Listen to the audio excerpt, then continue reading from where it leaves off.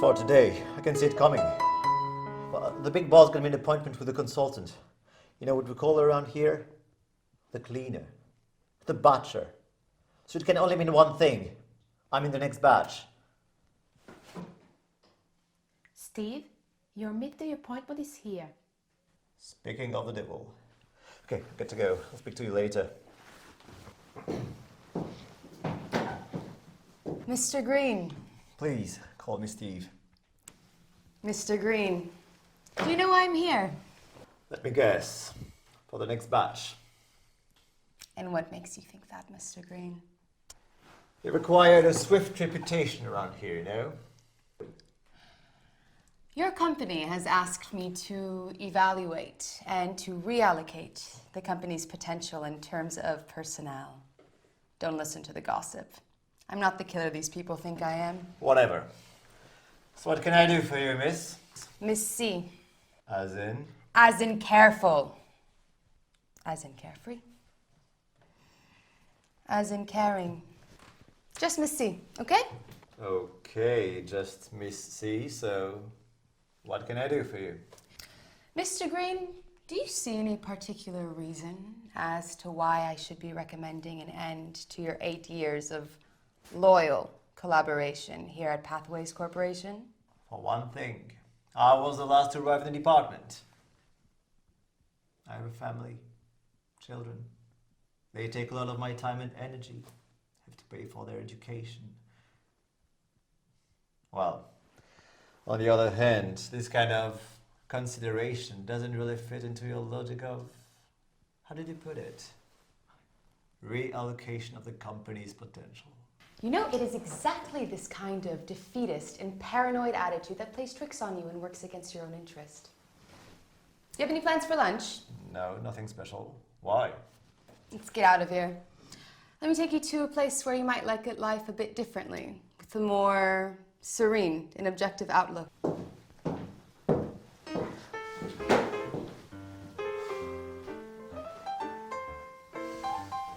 Missy, what a surprise. Oh, it's been a long time. Yes, it has. Good to see you. Oh, you came with one of your victims. Welcome. The usual table of the condemned. Please. Relax. I won't have lunch with someone who is tense and aggressive. The only person who's aggressive here is you. As for your friend, the hostess. What are those creepy innuendos about your victims and the table of the condemned? Calm down. It's just a joke between girls, okay? Now, tell me, how do you see yourself? I mean, in life, outside of the office, with your friends and family? I'd like to have an idea. Why don't you ask them? I'm asking you. So please stop with this aggressive adolescent act, or I'll drop you here and I'll really get you fired. You're starting to get on my nerves with this air of the victim that the whole world wants to crucify. Isn't there any menu in this dump? How is one supposed to order any food around here? You just ask for the last supper of the condemned. Fresh start cocktail to begin with. And for lunch, may I suggest self-respect salad for the gentleman? Oh, yes. Seems appropriate. I think so. And for you, dear, red herring with patience herbs. How do you feel with that? Absolutely. Good. As usual, you are a very creative hostess. Thank you. And for the next course, well, we'll advise according to the vibes. To us.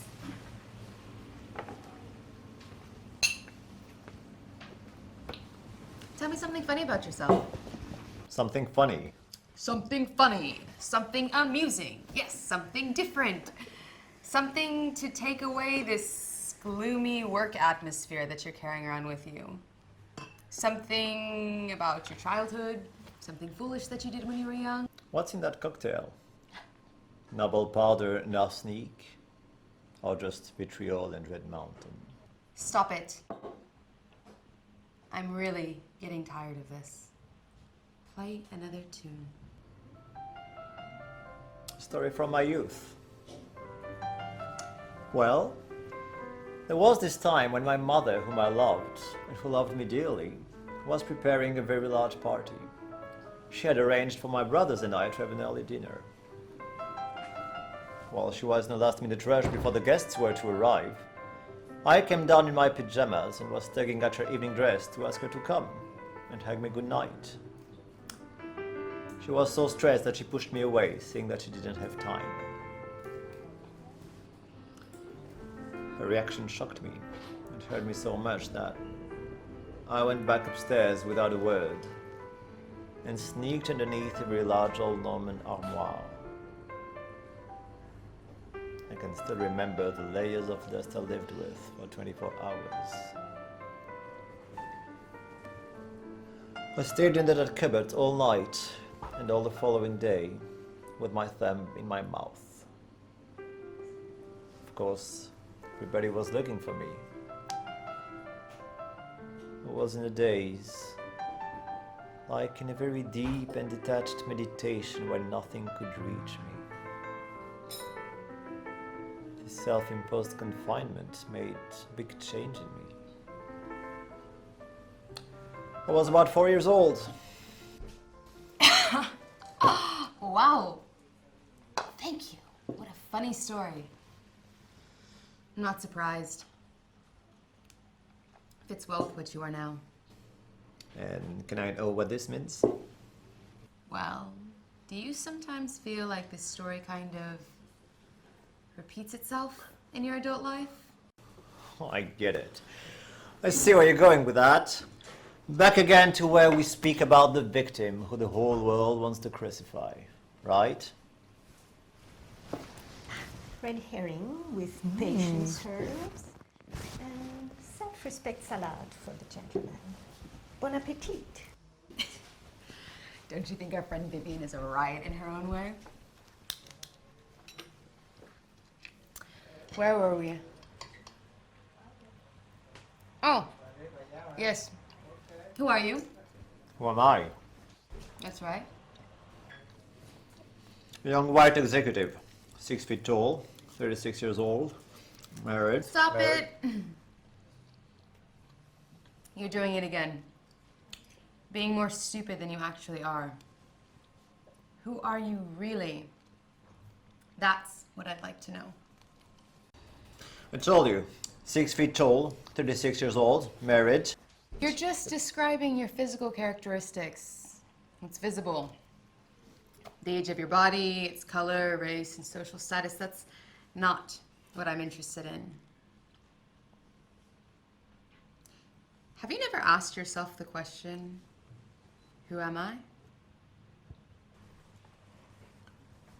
Never had time, I guess. Do you realize what you're saying? The world's oldest question. The one thing that makes mankind different from animals. The first thing that one should do when one wakes up and looks at themselves in the mirror in the morning, and you don't have time. So, of course, I suppose that you've never wondered what you are doing on this earth and what the meaning of all this is, have you? Of all what? Life. Your family, your job, your house, your car, and with them, your worries and your joys.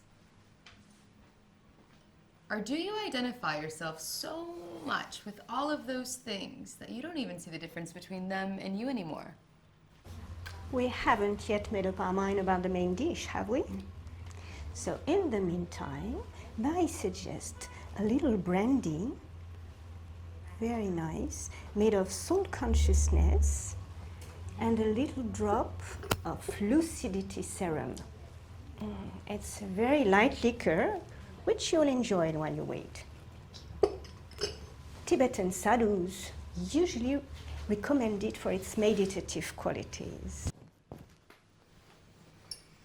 Drink. You'll need it. What do you want from me exactly? You are here to fire me. Sorry, to evaluate me. In order to decide at which sauce you're going to serve me, raw or cooked, according to your taste. And here we are talking philosophy and stuff. You're really slow, aren't you? Don't you know who I am? And why we are here together? Do you want to go on battling against the storm? Don't you want to wake up to yourself? To get out of your own limitations? It won't hurt, huh? Quite the opposite. So, what you're trying to tell me, if I've got it right, is that it wouldn't hurt to stop wearing blinkers, to step back and see the forest behind the trees. That's about right. Sure. Like that your task will become easier when it comes to giving me the bad news. Very convenient. I've not yet decided anything as far as you're concerned. That's entirely up to you. As a matter of fact, the less attached you are about it, the better. So what are you saying? That I'm not Steve Green? That I'm not 36? That I'm not a young white executive? That's right. Surprise? You are none of those things. Stop thinking that this is what you are. That's the first step. Get out of this jail that you've locked yourself in. Okay. But so then, who am I? The one who makes it all work. Like a driver in his car, if you like. Does it have a name? Energy. Pure energy. So you and I, that's what we are. Pure energy. That's right. Call it a soul or point of light. Same thing. A tiny point of light to drive this big body and this complicated brain. Why not? Interesting viewpoint. Then what? Don't you see? It changes everything. You are a soul. You have a body. You are not white or black, male or female, tall, young, or rich. Energy is eternal. It never dies. So, next step, if I follow you, I'm immortal. That's what you're implying, aren't you? Of course you're immortal. We all are. That's why you don't have to fear dying anymore. Nor do you have to fear losing your petty job. Every one of us, at one point or another, will shed this bodily envelope, whether it is through old age, disease, or accident. Okay, but again, then what? Then we take another one. Another what? Another one of these delicious cocktails. Another body, of course. Wait a minute, are you into all this business of reincarnation and rebirth? I am not into anything. We are energy. This energy lives in the body for a while, has its fun, pain, and all of those things, and then leaves this body and moves on to take another one. Okay, but again, what's the point? Exactly my question to you. What do you think the point is? Have you never asked yourself this question? Fricassee of soul in a Renaissance sauce served on a bed of immortality. Thank you. Can I take this? Worth savoring it in silence while demystifying preconceived notions. Oh, poor Mr. 36-year-old, 6 feet tall white executive. You're completely lost, aren't you? Do you play this game with all your victims? No. Only the ones who are with it. And what makes you think that I am? Your illusions. It's 2 o'clock. Your boss is waiting for me. I gotta go. Thank you.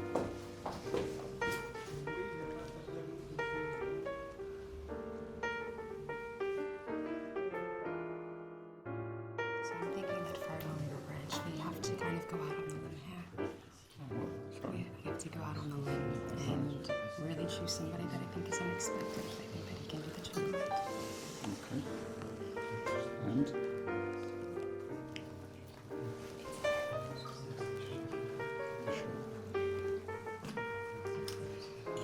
So, Mr. 6 feet tall waiting to be laid off. Still employed? Surprise. Have you thought about our little conversation the other day? You seem quite intimate with our big boss. Is he also immortal, disembodied, pure energy? That's good. I see that you recall something of what we talked about earlier. And that, as usual, you still misunderstand everything. Good. It'll make my decision a little bit easier. And you continue to speak in riddles. That's true. I do like to cover my tracks, have you noticed? A little, yes. Besides, you didn't tell me everything, did you? If what you said is true, there's got to be something else. It cannot end there, I mean. There's got to be some sort of higher entity who makes sense of everything. Right? Not bad. Not bad at all, huh? You're making progress. How do you feel if we just leave everyone? Just go. I mean, just go without taking leave? Just quit together in front of everyone? Do you have a car? Yes, down below in the car park. All right. Meet me in front of the building in 5 minutes. No, but Please, just do as I say.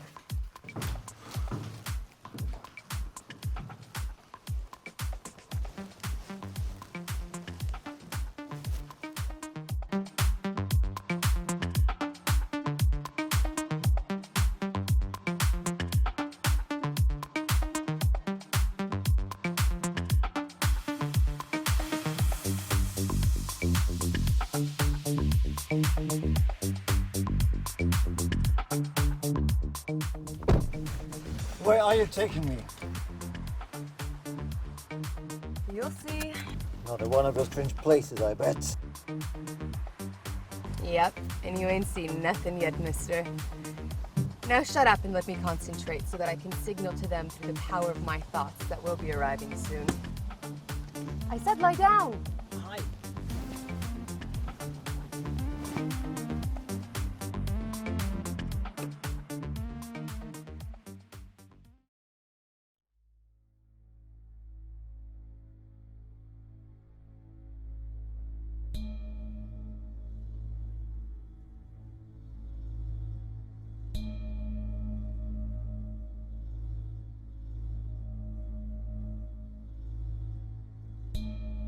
What are you feeling? very light. A lot of light. And warmth.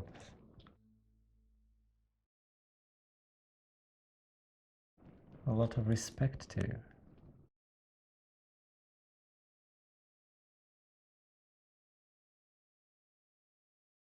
And love.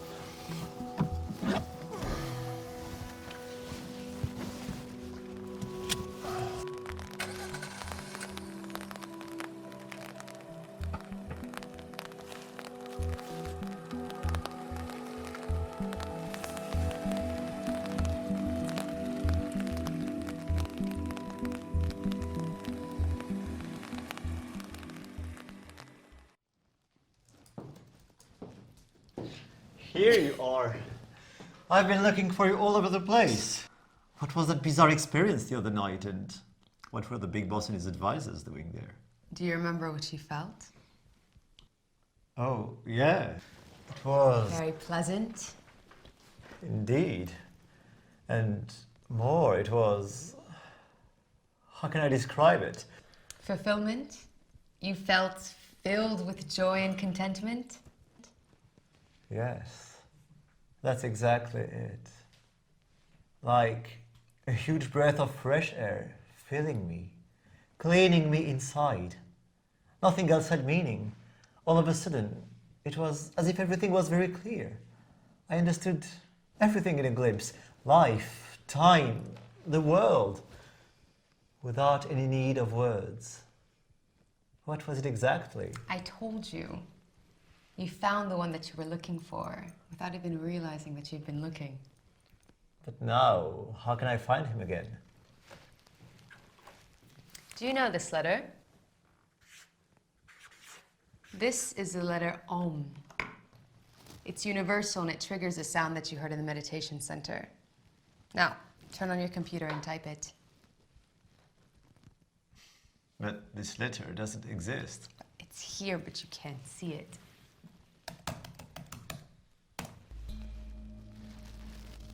Close your eyes.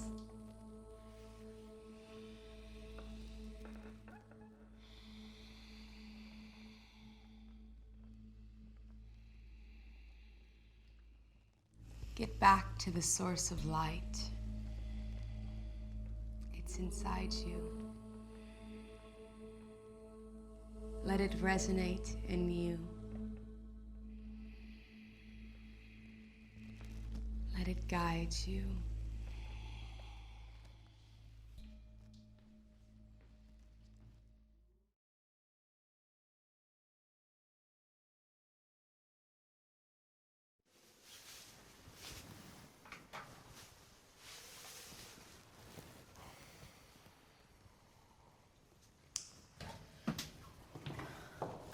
Green. Yeah. Listen, the management has decided to extend your current contract. You may be expecting a promotion in the next few weeks. I want to leave that warmth again. That light, that love. Nothing else interests me anymore. Are you out of your mind? You have a family. Children that take up lots of your time and energy. You have to pay for their education. Do you remember? That's the speech that you gave me the first day that we met. And now that the company is extending its trust in you, you just want to run away from your own karma? For God's sake, pull yourself together. But it's you. What? It's you who opened this completely new horizon for me. You who showed me that there was something else out there. You who helped me find a new meaning to my life.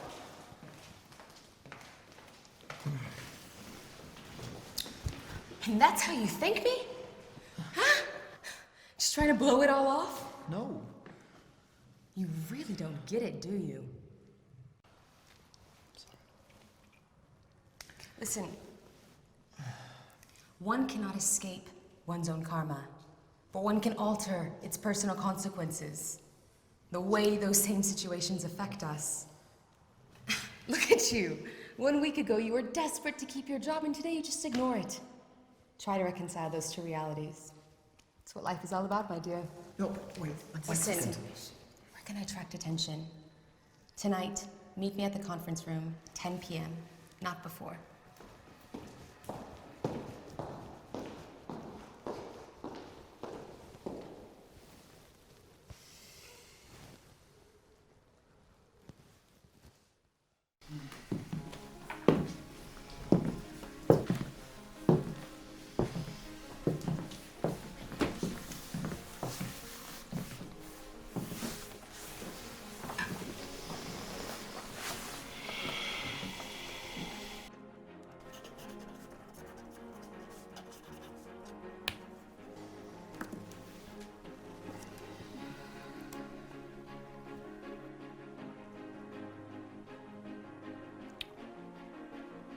In your new position as a director of our US branch in New York,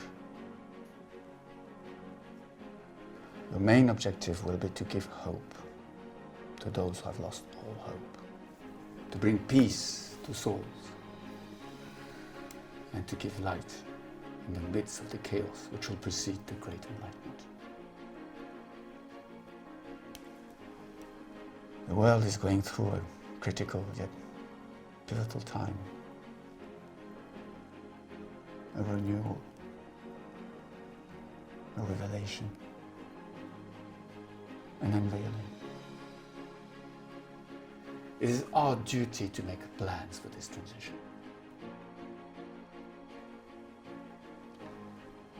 Miss Coroner's mission was not to destroy your life or to make it miserable.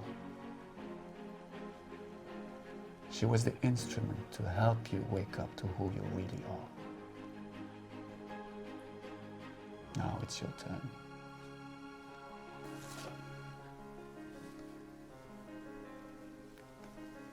Always remain aware of yourself as pure energy. Keep your mind focused towards the source of the light. And open the eyes of those who crave to have a glimpse at the source and to see themselves for who they really are.